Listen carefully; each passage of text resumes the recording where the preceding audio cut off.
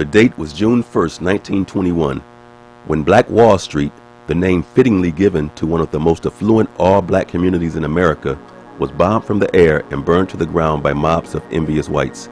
In a period spanning fewer than 12 hours, a once thriving 36-block black business district in northern Tulsa lay smoldering, a model community destroyed, and a major African-American economic movement resoundingly diffused. The night's carnage left some 3,000 African Americans dead and over 600 successful businesses lost. Amongst these were 21 churches, 21 restaurants, 30 grocery stores, and 2 movie theaters, plus a hospital, a bank, a post office, libraries, schools, law offices, and a half-dozen private airplanes, and even a bus system. As could be expected, the impetus behind it all was the infamous Ku Klux Klan working in consort with ranking city officials and many other sympathizers. The description of Black Wall Street, or Little Africa as it was also known, would be to liken it to a mini Beverly Hills. It was the golden door of the black community during the early 1900s, and it proved that African Americans had successful business infrastructure. That's what Black Wall Street was all about. The dollar circulated 36 to 1,000 times, sometimes taking an entire year for the currency to leave the community. Now, in 2009, a dollar left the black community in less than 6 hours. As far as resources, there were PhDs residing in Little Africa, black attorneys and doctors. One doctor was Dr. Berry, who also owned the bus system.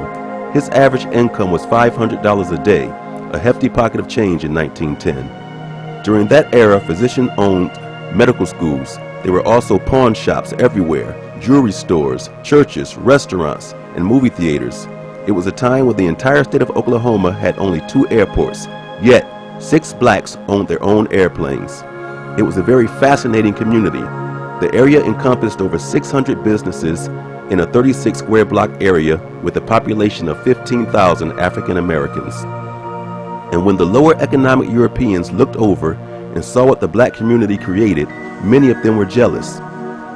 When the average student went to school on Black Wall Street, he wore a suit and tie because of the morals and respect that they were taught at a young age.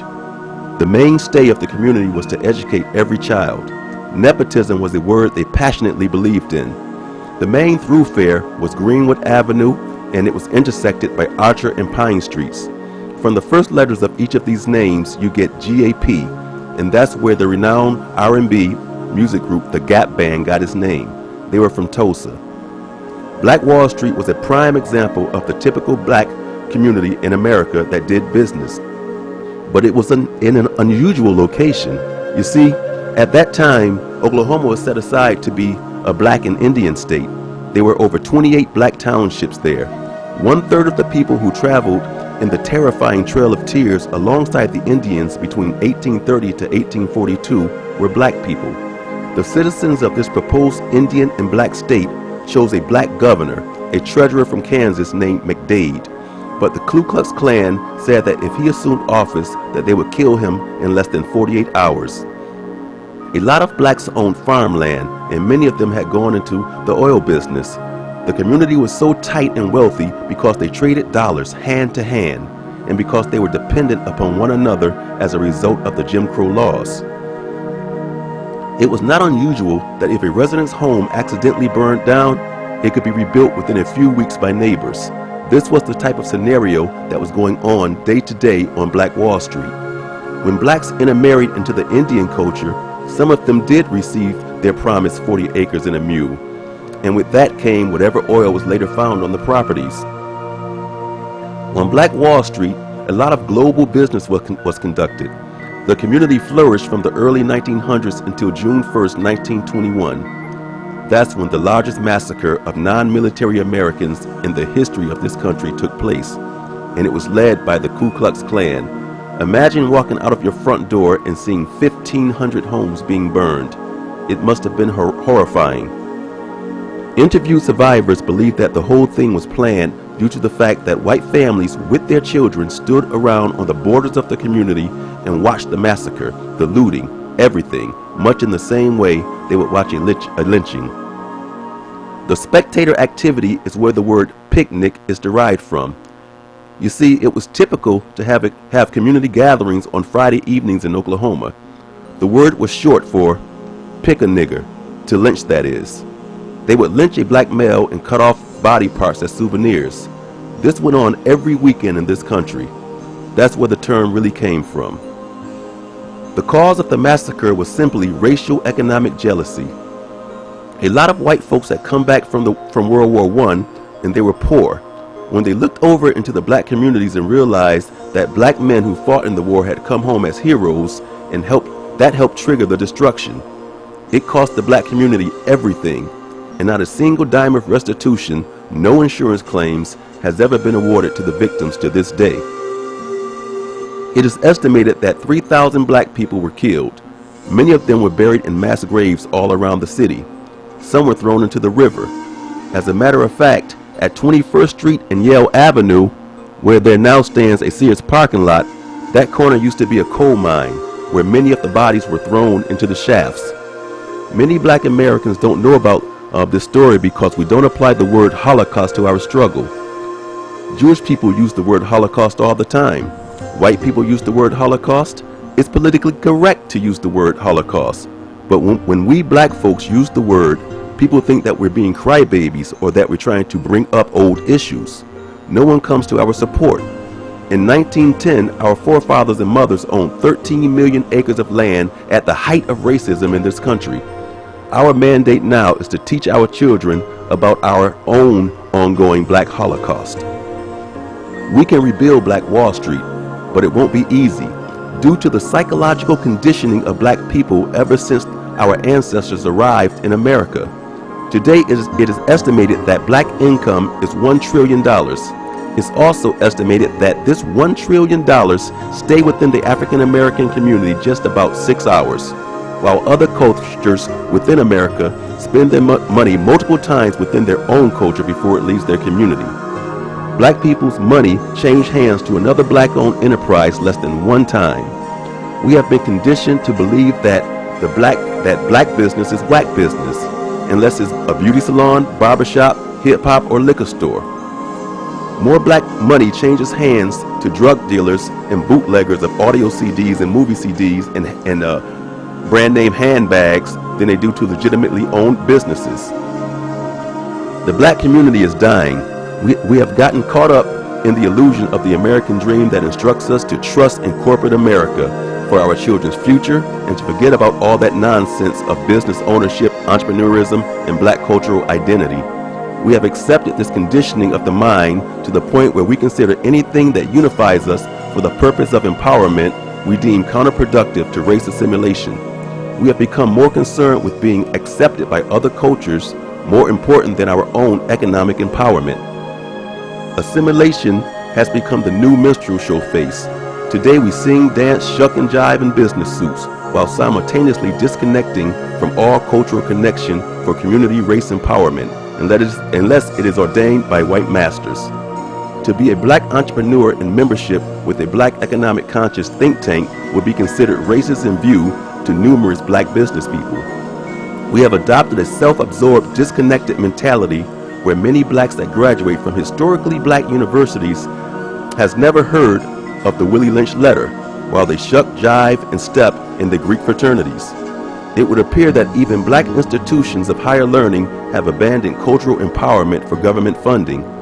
To educate one in mind, but not in cultural history and cultural responsibility, is to educate a disconnected people on a social economic decline collectively. It's time to stand up and be accountable to our ancestors' sacrifices, to our children. It's up to us to give them back their history, their culture, and their unity. And it's up to us to rebuild Black Economic Wall Street. We must reconnect with our history. We must reconnect with our culture of unity. We must rebuild our culture of trust in our businesses and services. And we must reconnect with our collective creativity. We must also continue to educate in entrepreneurism and to teach business building strategy in a modern day environment using the latest cutting edge business tools and resources. If we do not do this thing now, our children will be a permanent economic and political underclass in this society forever. It's time to reconnect and get busy. This is how we rebuild Black Wall Street on a global scale. Thank you very, very much. I'm Derek Henry, Black business and community advocate and member of the Black Business Builders Club. I bet you a lot of you didn't even know about Black Wall Street, aka Little Africa, that happened in Tulsa, Oklahoma back in 1921. That particular incident is the Black Holocaust. These black people did every single thing that black folks are told they should do. You know, pull yourself up by your bootstraps, do things for yourself, stop asking for handouts. Well, those black people did all of that, and yet they were attacked. Why? I thought black people need to do for themselves and stop begging for everything. And yet, when black folks did it, you wouldn't mess with them. Now, let me tell you something. On top of what got that started, you had the white men coming back from World War I, and they could not get jobs to save their life. They were losing everything. But they looked over to Little Africa, and they saw mansions over there. They were staying in shacks. They were losing their stuff. But yet, these black folks are flourishing. And they couldn't stand it. And they had to go over there and attack those black people because they didn't want black people to have nothing. Because they couldn't have something. Pure, unadulterated jealousy with a little hint of racism along with it. And that's sad. Now, did you hear that these black people owned airplanes? How many black folks you know right now own airplanes? They owned airplanes. Had their own airport over there. Had, grocery stores, jewelry stores, doctor's offices, lawyers' offices. I mean, all the things that you heard was in this particular town. We don't have hardly none of that today. This is what we need to inspire to be like. Be like our brothers and sisters in this town. They got together on one accord. They couldn't trade anything with the white man. They had to do for self. And the reason why a lot of these brothers got rich is that when they got this land, the land had oil on it too. They sold all the oil to the oil companies, and these brothers got paid. And instead of them tricking off their money, getting tattoos, tricking their money off the hoes, these brothers say, you know what? We're going to build something here. We're going to make a community for ourselves because we can't go stay in a white neighborhood. So we got to build something for ourselves. So and that's what they did. They built all this on their blood, sweat, and tears. They didn't have no help from nobody else. All the black folks built that town for themselves, and they was happy. They had a moral code there where men wore suits and little boys even wore shirt and ties, and little girls dressed appropriately. You didn't have Ray Ray on the corner hanging out, dealing drugs and shooting. You didn't have these whores walking around the street. You didn't have any of that. You had respectful people, and it was the environment to be respected. And anytime a black person needed some sort of help, the whole community went out to help them. It wasn't this, I ain't helping him, I ain't helping her. It's no, my brother down, my sister down, I'm going to go help them. And this community was doing great. They wanted for nothing in the height of racism and in the height of Jim Crow. But what got all that started with the Klan, outside talking about their jealousy and why they went over there to attack them, they wanted to look for a reason. So what happened, they had this one brother. He was in the elevator and his white girl was an attendant. And the elevator shifted and he tried to hold himself up on her because he didn't want to fall. That was it. The brother didn't do nothing. She went and say, oh, he raped me. And that newspaper say, oh, this Negro from Little Africa, he raped a white girl. We need to do something about this. And so they rallied themselves off of that alone, talking about a supposed rape. When the girl ended up recanting her story, said, wait a minute, he didn't rape me, he just fell. Because the girl recanted her story, but they didn't want to hear it at all. They said, oh, no, he did rape you. You don't know what you're talking about. Okay, so the Klan got together, and with the city government as well, the Klan sympathizers, and they went over there and bombed Little Africa. Killed all our brothers and sisters and children. Destroyed the whole town that these black people worked hard for. So jealous that black people had something. When you say they could not join nothing with you, they couldn't stay in your neighborhood, they couldn't do anything. They built something for themselves and they still was attacked. They still was destroyed. Now, if that doesn't tell you that black people don't want them to have anything, I don't know what else to tell you. You pay attention to it when we start getting together, black people, about something. We start unifying. Do you notice how scary it gets? Not for us, but for people that worry about us like that. Because rest assured, they got people that worried about me and you getting together and being on one accord. They love to see us fighting. They love to see us shooting each other in the street. They love to see the single mothers. They love to see the whoredom. That's not the legacy of my people. That's why I speak against it and say, hey, this stuff not right as a norm. Because if you look back in your history, you were mothers, fathers, you were husbands, you were wives, and you was to be respected, and your children respected you. Now, if the whole time we was here, we were nothing but thugs and hood rats, I wouldn't say nothing, because that's just, hey, I say, hey, that's just black folks. But that is not us. That's why I speak up and speak against it. Little Africa is your legacy. Little Africa is who you are and where you come from, people like that. The thing is, they want to hide this sort of history, but this is American history. Tulsa, Oklahoma in 1921 happened in this nation, not Africa, in this nation. And we need to know this. Everybody needs to know about the Black Wall Street, aka Little Africa. But they don't want you to know that because they don't want you to say, wow, look at what we did in spite of that time period. They also don't want you to know how brutal and evil things has been happening to black folks in this nation, because they want to make sure they remove all references to the atrocities of black people. That is a black Holocaust. You go in there just destroying people for nothing? For nothing. Just because you jealous because black folks had mansions and you didn't have it. This is why black folks need to get and have the spirit of little Africa and start building. Stop fighting so much about stupid stuff. Fighting over color, fighting over who got more money than who. Who cares at the end of the day? Worrying about a dude with his female, worrying about another brother, it's stupid. All this stuff is stupid that we do, and it's very counterproductive. And don't you realize they got people cheering you on when you always downing your own people and attacking your own people?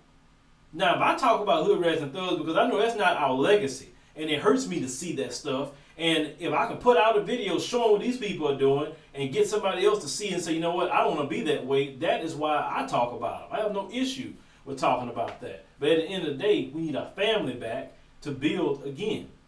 Look at these brothers in the NBA. If all them brothers in the NBA say, you know what, forget the NBA, we starting our own. We ain't fooling with them no more. The NBA could shut down overnight. Who gonna watch the NBA if all them brothers leave? Let's just keep it real. Most of the starting five in the NBA is black men. I mean, you won't have, sure, you can let everybody else play, but I guarantee you, the black league will get more attendance. I know they will. You can look at the NFL. Brothers can walk away from that. Start their own football league. We got the money in the black community to start leagues. Yet we don't do it because we're so divided. We're here, we're there. I don't want to join with him because I don't trust him. All that. And also, you heard the brother say in the presentation about black folks having $1 trillion spending power, but yet don't stay in your hands for 6 hours. That's sad. And you give all your money back to the corporation. That's why they don't care about giving LeBron James all that kind of money. It doesn't bother them to do that. Why? Because he's not going to do anything to build up even where he's from. He's not going to try to build some schools. He's not going to try to build a community. He's not going to try to start a whole bunch of businesses and hire these brothers that got records that just made a mistake and being refused to get hired. He's not trying to do that. You know what I'm saying? I'm not saying it's his responsibility, but the thing is, when you have more, you have to become more responsible at the end of the day. You can't sit up there and say, well, I made it, forget everybody else. You can't do that. Because when you sit up there and stand up and say, I'm going to help my brothers and sisters, God will bless you with more. That's what you do. You're supposed to help people when you're in those positions. And a lot of these brothers and sisters, like Russell Simmons and all them others got buku money, they ain't doing a doggone thing to build anything. And that's sad. You can't take that money with you when you're going at all. You can't. That money going to stay here. Why you sit there and just going to be greedy and not try to help out your brothers and sisters? It is not nobody else's responsibility to help black folks. It's black folks' responsibility. It's not about point blaming white people and this one and that and the other. It's about fixing ourselves. We need to fix ourselves. Because who else going to fix us? We don't have no friends to fix us. So who going to fix us? We need to rebuild Black Wall Street. But it starts with building the family first. We got to have a strong family structure. Build our families, raise our kids, and then let's join together and do the right things. I don't know what y'all think about, Little Africa. It's American history. It's just black folks are in it as well. and also some racist Klansmen and everybody else. Hit me up in the comments, choose a commentary, subscribe to the YouTube channel. Up with that hair of hers. And then this guy, she a woman. She not acting like a woman, ignoramus. Because if she was acting like a woman, she wouldn't be fighting the way she was fighting. She gonna have her kids in that kind of place? Come on, that's wrong. Then I'm gonna tell you something, black men. I'm gonna talk to you about something for a minute. Now, we talk about